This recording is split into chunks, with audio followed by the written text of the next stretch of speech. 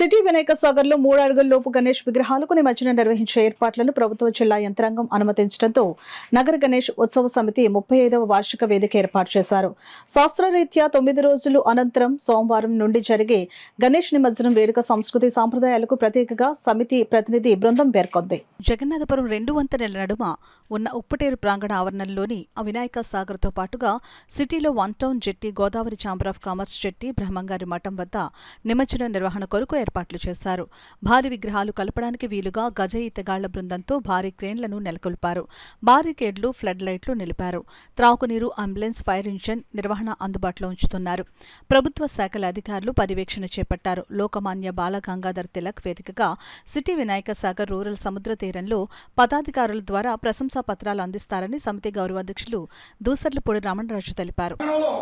మరి ఉప్పటేరు నందు నిమజ్జనం చేసేటువంటి కార్యాచరణ వినియోగించుకోవాల్సిందిగా నగర గణేష్ ఉత్సవ సమితి కోరుతా ఉంది.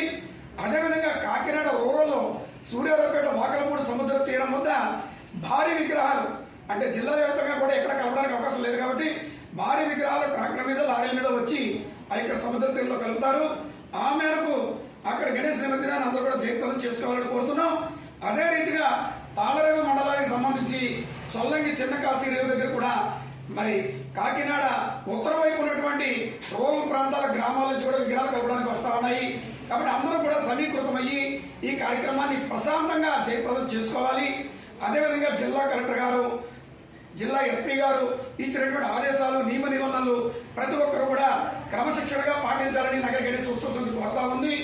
మరి జిల్లా వ్యాప్తంగా కన్వీనర్గా ఎరిమిరెడ్డి మాలకొండయ్య గారు, రూరల్ కన్వీనర్గా కో కన్వీనర్గా రంబాల వెంకటేశ్వరరావు గారు, మరి సిటీ కో కన్వీనర్గా సాలగ్రామ లక్ష్మీప్రసన్న గారు, మరి అదేవిధంగా సీనియర్ పదాధికారులు, మరి ప్రస్తుతం ఉన్నటువంటి యువ పదాధికారులు అందరూ కూడా ఈ యొక్క నిమజ్జన నిర్వహణ వేడుకల్ని పర్యవేక్షించడం జరుగుతుంది.